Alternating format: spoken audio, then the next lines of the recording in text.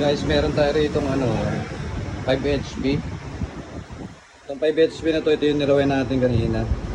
So itetest natin siya sa gamit ang BFD. Tapos kunan natin siya ngayon ng ano, ng RPM. Tama yung RPM niya. Naka-ready na yan, nakakonekta na yan. Nakaset sa 60 Hz. Tignan natin kung tama yung RPM. Test natin. Ayan, umikot na. Tignan natin yung RPM.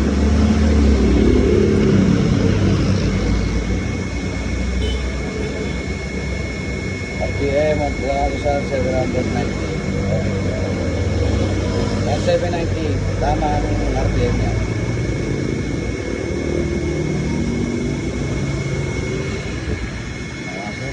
Tama lang po yun, walang low. Diba?